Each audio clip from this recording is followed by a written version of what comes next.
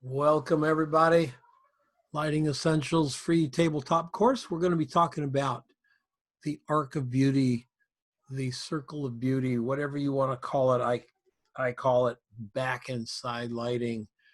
Let's just start with a couple of rules of thumb. Okay, we'll call them base rules. Every rule can be broken in photography. There's absolutely no single rule that can be broken other than the three physics rules. And those are inverse square law, Sunny 16 rule, and the angle of incidence equals angle of reflection. Those are physics. They can't be changed. But there's no right or wrong way to light anything. There's no right or wrong way to compose anything. Does it look good? Then it's good. Okay. But one of the things you're going to notice in tabletop photography, especially in tabletop photography, is that usually we work with the arc of beauty. And that is, as you can see on the page down below, and if you're not on that page, if you're over on the Facebook page, hit the link below, go over and look at assignment number 2, circle of beauty, arc of beauty, and you'll see what I'm talking about. This backlight or side light. Rarely do we light food or product, still life with front light. Can it be done? Absolutely. For this assignment? No. So this assignment is either to the back, to the top back, to the side, nothing to the front. If it crosses that horizontal line of side lighting, it becomes front lighting. We don't want to do that, okay? You can fill from the front, you can't light from the front. Okay, so I want to show you a couple of beautiful examples here. We're going to start with David Thielen's lovely strawberry banana thingy here. And notice how the light coming from the back gives us these wonderful highlights that we see up here. And it's a fresh, open, airy look to it. The light wraps from around the back to the front. Now, David does have a large white fill card up front. You can see it right here in the cake, the shiny part of the cake. You can see it opening up the bananas and the strawberries on this side. So it's a large fill card, but the main light is from the back. This is backlighting, and it's a little bit top backlighting. Do you see the shadows being thrown forward? This is just a beautiful, beautiful image, and it's so well done. I wanted to share it with you so you can see what I'm talking about. When you ever use, this is how you can shoot pancakes and sausage and food, salads, hamburgers, jewelry, etc. So many things can be done. Let's take a look at Frank Grieger's shot. Very soft backlight. It's a large softbox going through a scrim, and you can see how that works. The light is coming from back here, hitting the side of the strawberry, and then coming back into the camera. That is a highlight of the light source. You can see that right there is a highlight of the light source. Look what the backlight does to the leaves. Do you see that? It lights them up from behind. They look more beautiful. We got definition in the blueberries, a lit and a shadow side. For this particular shot, Frank did not use a large reflector. He used a small reflector, and he used it specifically for the strawberry. Do you see it right there? Just a little bitty reflector right there, just to lighten up the strawberry a little bit. And he tried to keep it off of the blueberries so that they retain that shadow and the depth there. Really beautiful shot by Frank Grieger.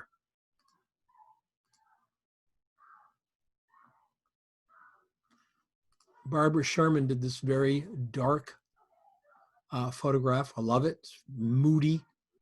It's interesting. Notice the color palette all the way through it. Golds and browns and greens and all that coming through it. It's an old hat. Notice the light comes from the back. And if the light comes from the back and goes through all this netting, it lights it up.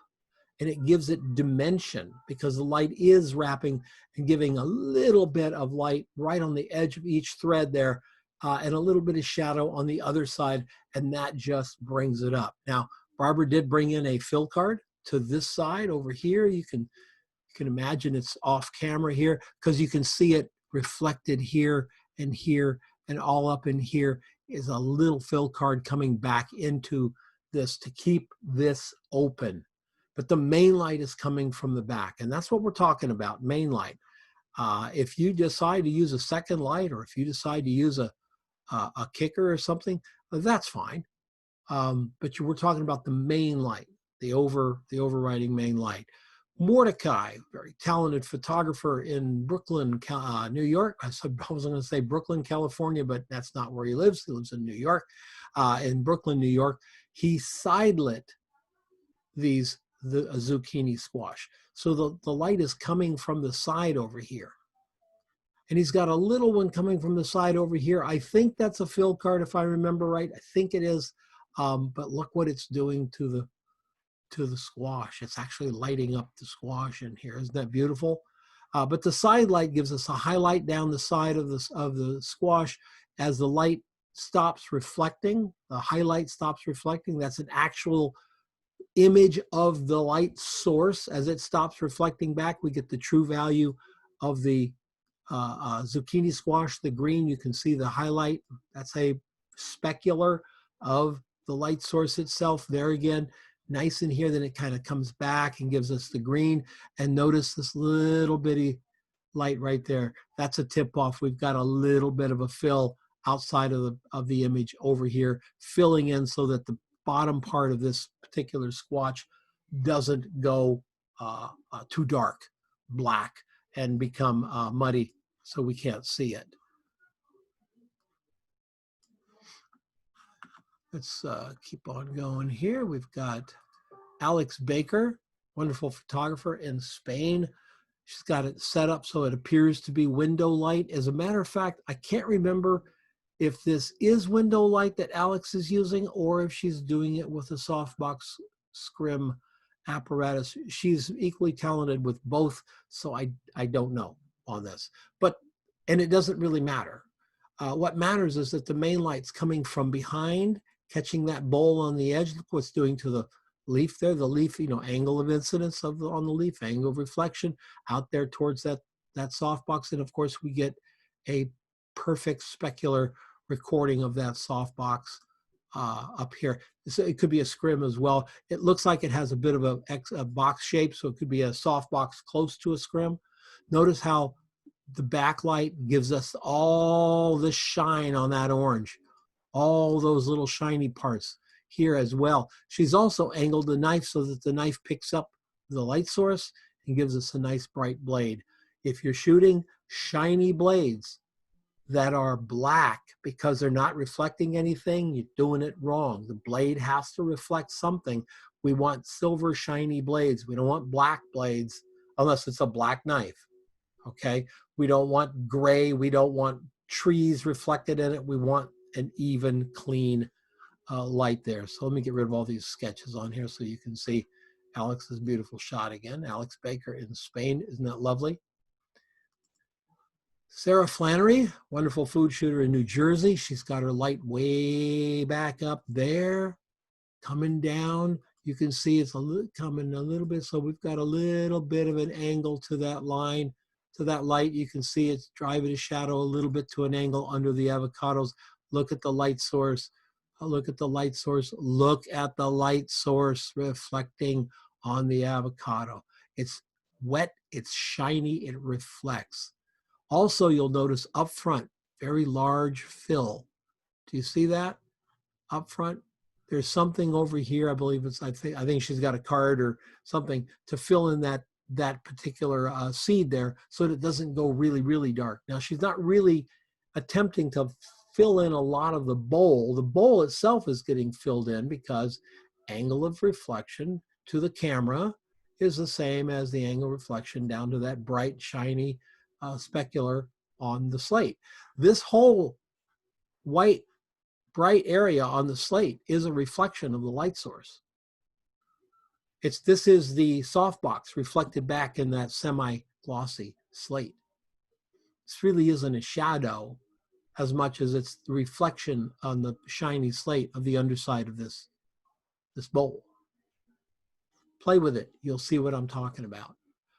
Really beautiful work on the knife. Got a little bit of a gradient right there, and we can see all of the detail of the knife. That's how you do it, ladies and gentlemen, right there. That's how you do it. Let's get down here to this beautiful Ilona Bonta backlit the artichokes. So what do we see? Oh, amazing texture.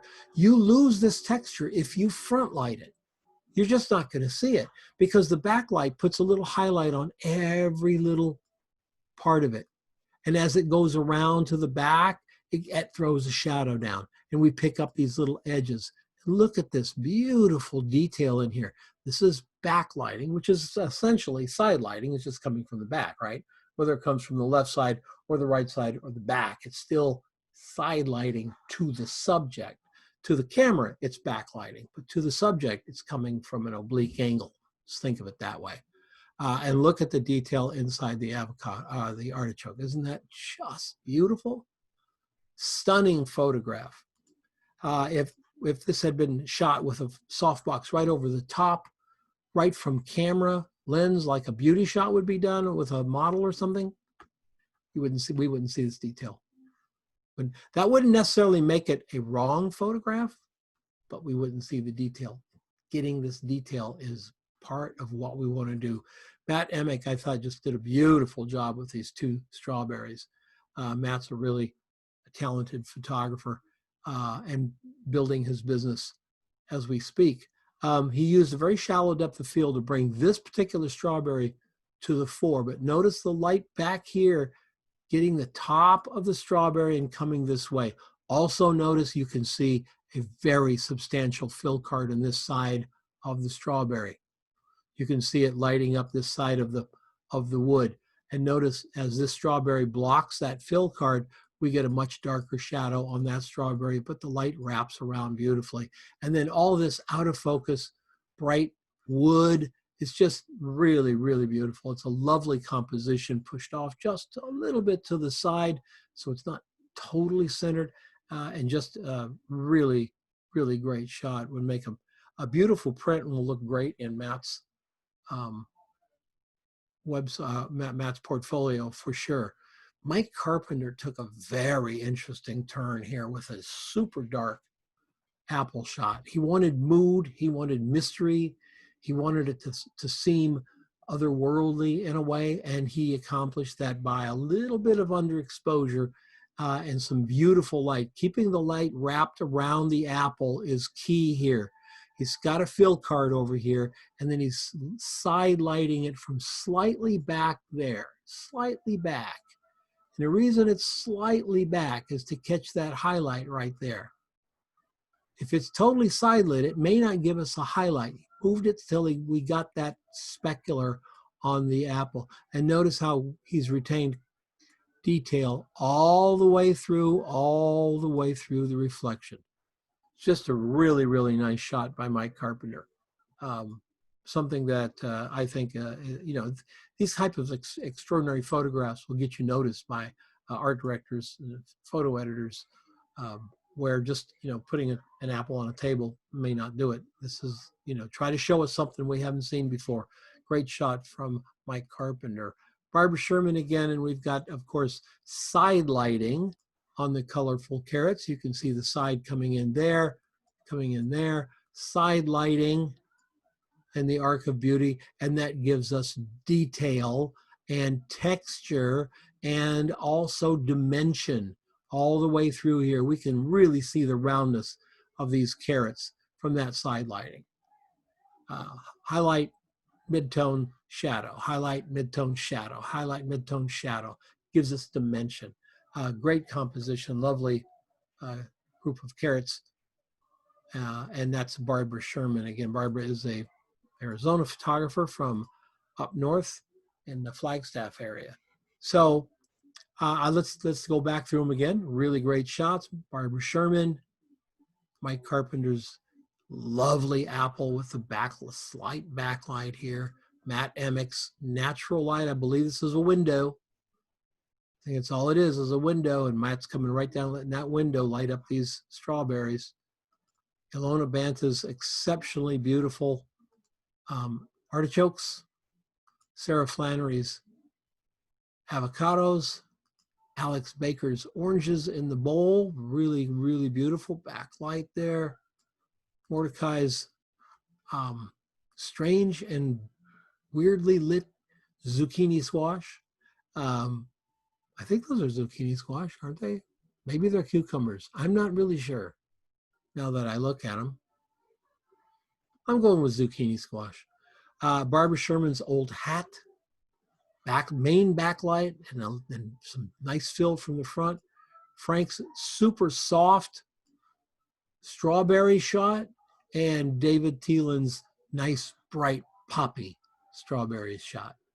So I hope you enjoy this. I hope you enjoy the backlight sidelight class called the Arc of Beauty, and I hope it's something that sticks with you as you work your photography.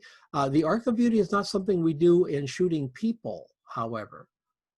In shooting people, we turn it around the other way. Have you thought about that? That's what we do. Products, etc., a little bit better this way. People, obviously better lighting up the faces than backlighting the head. So there's lots of other reasons for it. But I'm glad you're taking the class. I hope you're enjoying it. This is the Arc of Beauty, class number 2. I can't wait to see what you guys do for next week. Take care, and we will see you then.